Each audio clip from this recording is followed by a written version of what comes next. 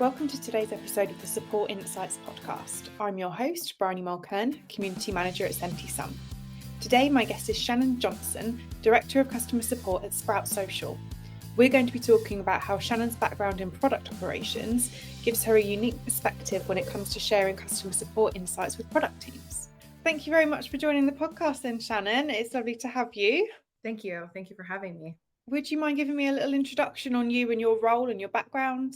Sure. I'm Shannon Johnson. I am currently the Director of Customer Support at Sprout Social. I've been in my current role for a little over 2 years. Prior to this position, I have had a pretty extensive background in customer operations, product operations. I started my career in tech in customer support and then went on to implementation, project management, and then eventually leadership. I have managed a lot of different kinds of teams, solutions consulting teams and product operations teams. So really just customers and technology has been my focus.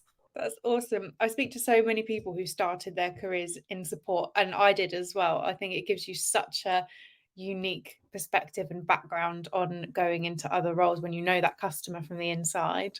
For sure, definitely. So, as you just said, before joining Sprout as Director of Customer Support, you were Director of Operations and Manager of Product Operations. What insights do you feel you gained from those different roles when it comes to like voice of the customer and harnessing that in different departments?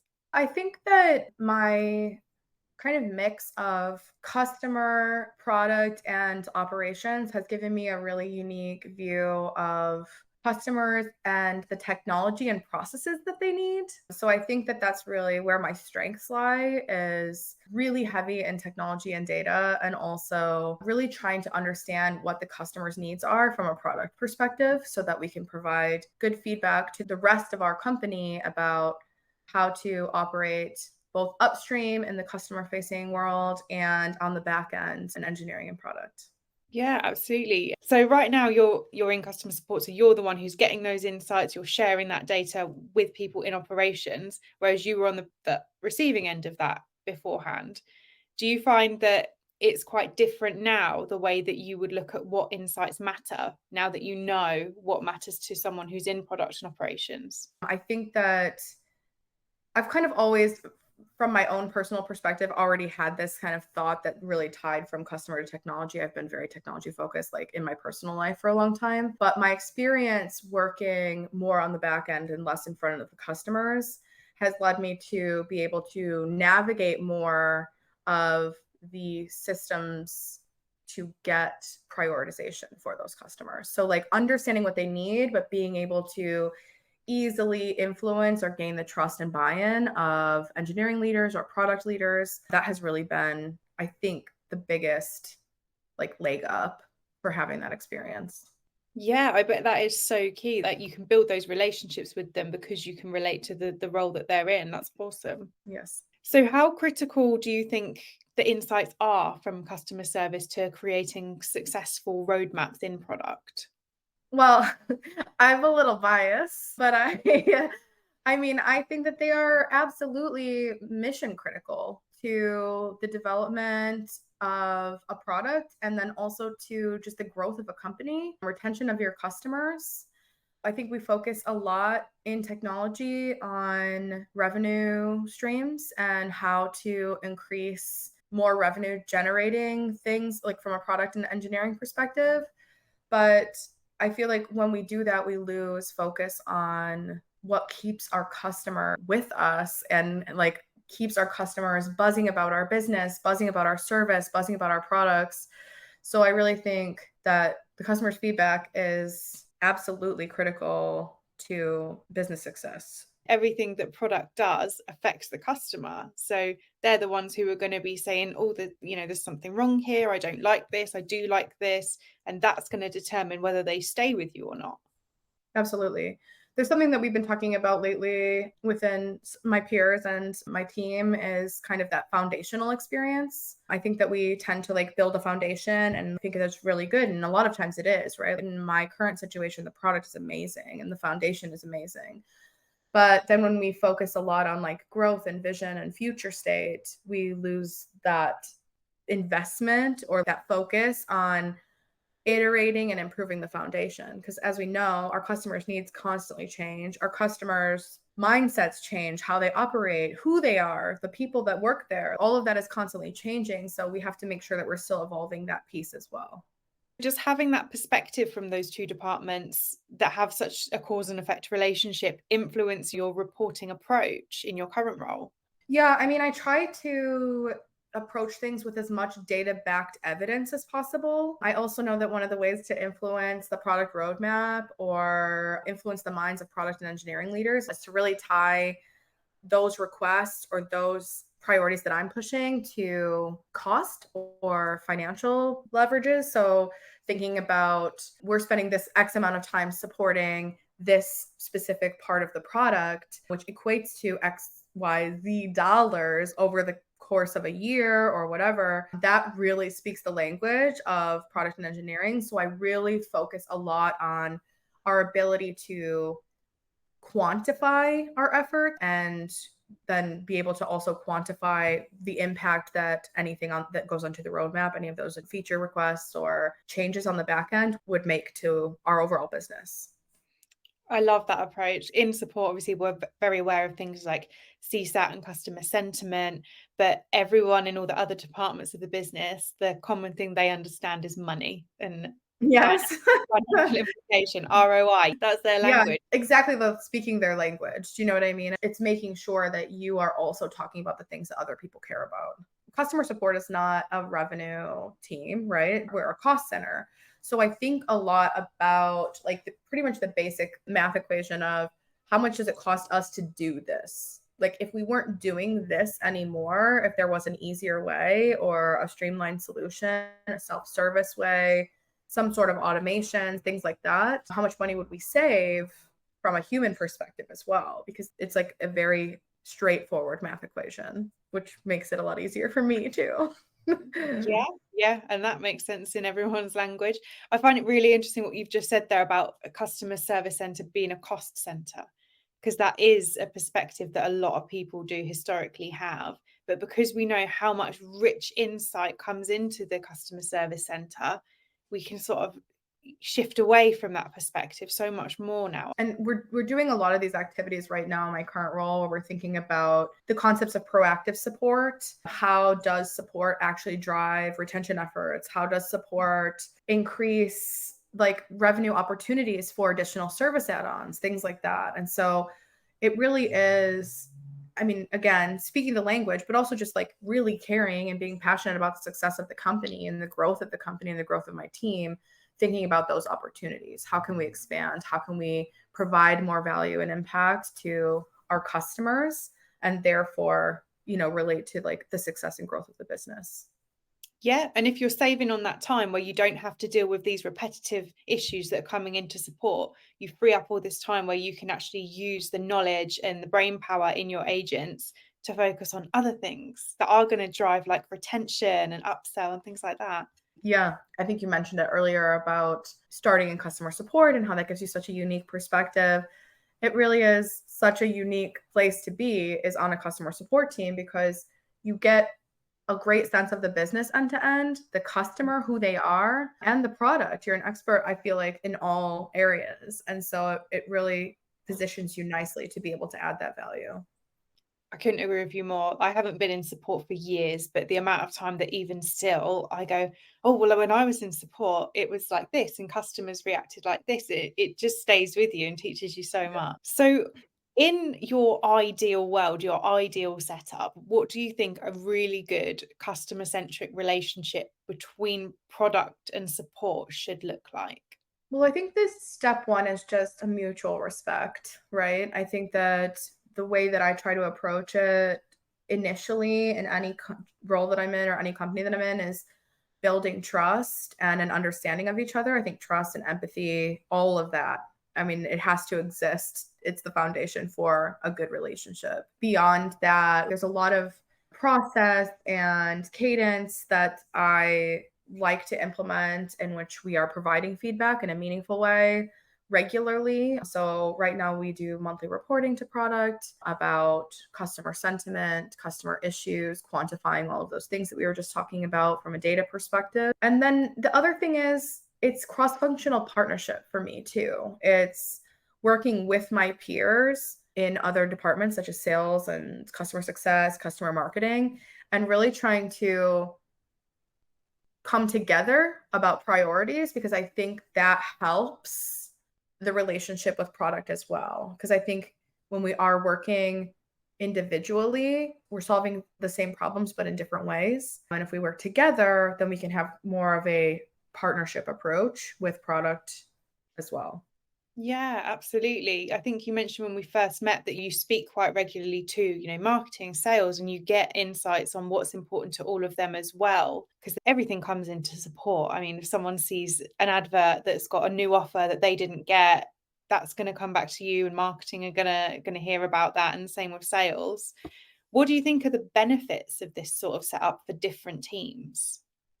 Well, ideally, in an ideal state, we're all doing similar motions. Customers are coming to us and we are informing them of something, right? That motion already exists. I think in the ideal state, what we're doing is we are aligning on our voice, our messaging, our best practices, like creating that like centralized and unified customer experience. And then what we're doing is at that point, we're also receiving similar information from the customer. So it's much easier to talk about product roadmap or priorities for the company.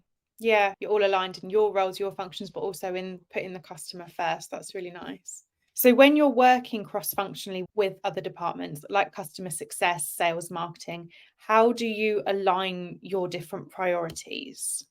I'd be lying if I said that it was perfect. It's definitely something that is always a work in progress. Priorities come up. We have to focus on the things that are the most important to us, right? In the moment. So could be a specific customer escalation, could be a shift in focus across the company. But what I'm trying to do, or what I try to do in all my roles, is have regular touch points with my peers. So I have monthly meetups with leaders across those different customer facing teams and product teams. And then what I'm trying to do right now actually is create like more of a committee where we identify every quarter a different problem to solve and have it be very focused. And I think that that just creates more of like that action and focus. And I think once you open it up to like, how do we do this? And you keep it really broad, then it can stay very nebulous and there's not a lot of execution or action that comes out of it. And so it's just like, what is the most important thing to us right now? Yeah. And then how are we going to understand it and work to resolving it? Okay, so it's quite a targeted approach. You pick your main priority and then everything else will kind of feed into that you do over that quarter. Right. That's awesome. When it comes to feeding back your customer support data to other departments like product, how do you analyze that data to attribute a value to the issues in order to compete with the other revenue generating priorities that product have? We talked a little bit about analyzing the data and tying cost to it. Mm-hmm. I think there's also just a way that we quantify percentages of contacts, if that makes sense, to get like a little more granular. Say we get 1,000 contacts a week from the customer base entirely. If 20% of those contacts are about a specific feature or function, that's worth noting, right? That's something that we want to analyze deeper and then bring to the forefront so that everybody knows this is what our customers care about right now. Right now, we have like a really good feedback engine to our product and engineering org. What I'm trying to do is create more of a feedback engine as well to the customer facing team so that they have the same insights that we have. We're working a lot on centralizing data and reporting so that we're all speaking the same language and we all are seeing the same behaviors and can tie them to overall outcomes and needs of customers. Love that, Shannon. You're speaking my language there. So you're looking to create like a central dashboard so that different departments can self-serve these insights. Yeah, and then it's like all ties to the same thing. I think that one of the things that I am very passionate about is kind of like a streamlined customer or tech stack and workflows. We might have different terms and support than people have in sales. We're talking about the same things, but we're using different words. And so how can we streamline that and make it more easily accessible and have the rest of the teams understand it as clearly, you know? Yeah, definitely. Because then you don't have to wait to present these insights. You have them there. Right. Well, if you want to talk after this, let me know, because we can do all that for you. We spoke a little bit about having a background in customer support. Obviously, you've got a background in customer support. I have, so we're both really strong believers that that sets you up for all kinds of success in other roles. But you also now actively encourage hiring interdepartmentally from the customer support talent pool. What do you Yes. think are the kind of benefits of that? Well, again, I think I'm very biased, but I think that customer support has such a unique experience in the organization. It's really so central to the business operation. We are both technical and customer centric. There aren't other parts of the company that are that, where we're frontline talking to the customers and we're solving very intricate problems in the product. That's one of the main reasons I think it just automatically gives you a lot of understanding and empathy for the product and for how the company operates and what success looks like for our customers. I think that if a person was to come from customer support and go to a technical team, you have that very unique customer view that like a lot of people that start in technical roles without the customer facing piece are missing. And then same thing for the customer side. A lot of people start customer facing in sales or in success and don't have that technical piece. They're missing that technical understanding. And so I think it just makes you much more well-rounded in your role as you grow through a technology organization. I was actually talking to another leader recently about how we should probably just have everybody have to like serve a year in customer Yeah. support. Yeah, like national service. Yeah. Yeah. It's a requisite for any like entry level is like first a year in customer support and then you can move on to something else. It's not an uncommon thing. Like, obviously not a year, but I spoke to Valeria Cast from Printify, and they have like a meet your customer week where everyone swaps seats with an agent and then they get to kind of see what it's like on the front line. But even massive companies like McDonald's, the founder, the CEO, everyone at McDonald's knows how to make like fries, make the food, run the actual restaurant. All of them have to learn that before they do their main role. It's so important. It's so important. And I just think, again, I have this unique experience or not unique experience, but like I have this experience and I know what it's done for me personally. I know how it's created, like how it's given me a much more well-rounded view. I started in customer support. I'm back in customer support right now. I think there's so much experience and empathy and skill to be gained in customer support and to be shared with the business. I think the other thing that I talk about a lot with other leaders or other companies is just customer support sort of as an incubator for other teams to make those teams better. When a customer support individual joins a solutions consulting team or a customer success team or a quality assurance team, there's all of this rich experience that you don't have to train. It already exists in that person. It's actually a much lower ramp time for training, and you end up getting such a wide array of skills and expertise. So it just, I don't know. I can't say enough about it. I really wish that more companies had a more traditional like career path that started in customer support and then fed into the rest of the business. Yeah, you and me both.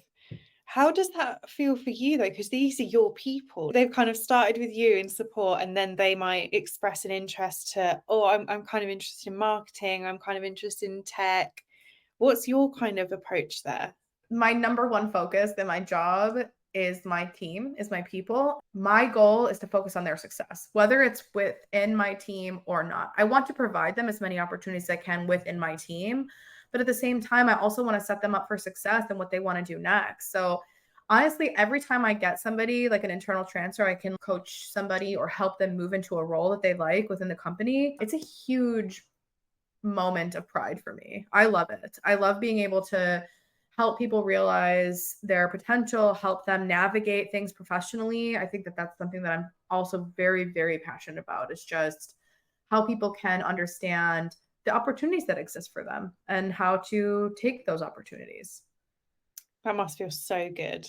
taking It someone really in as an agent and then bringing them to the next part of their career. I don't know if you're still doing this, but at the time of writing this, you were running some women's advocacy departments. That was my previous role. As a woman, I am very interested in women's issues. I grew up actually like in a very underprivileged sort of way. I was actually pretty much in poverty when I was a kid, and I don't have like a formal educational background. I went to art school for a while, and I sort of joined tech by accident, honestly. And so one of the things that I'm super passionate about is just helping people, like we were just talking about with customer support, being an incubator. It's like helping people realize their potential and like what's out there for them. Generally, I focus a lot on women and like women's ability to grow and take opportunities, but I focus a lot on diversity too, and making sure that people understand that if you have ambition and drive, a lot of the stuff that we do is learned, right? Nobody went to school to do the thing that I'm doing. It's something that I had to pick up from experience. And I think that I really want other people to understand that it doesn't require an MBA to be able to move through the business world. It just requires an open mind and flexibility and curiosity. And customer support is the perfect place to start with that, really, isn't it? Because you can build on those soft skills like empathy and problem solving and things like that, and then look for what kind of direction you might want to go in from there. Absolutely. And I think that that's the way that I frame it to my team too, right? We have formal career paths within our department, navigating the customer support department. But I also always talk to my managers and my senior managers about how to coach their team or like how to identify skills in people that could lend more to a more like customer-centric role or a more technical role, understanding just how the different things that they're good at in their current role in customer support apply to different parts of the business. So I spend a lot of time too with my managers talking about that, talking about navigating the company and how to identify skills within people. And yeah, I just I care a lot about that. I can tell. It's fantastic. And I hope that more companies take this approach. I was obviously very lucky that I was in a company that did care, did nurture me to go from customer support to marketing. Like I had no qualifications in marketing at that time, but they obviously saw something in me, nurtured me, and then brought me over and took that chance. And not all companies would have given me that chance. I agree.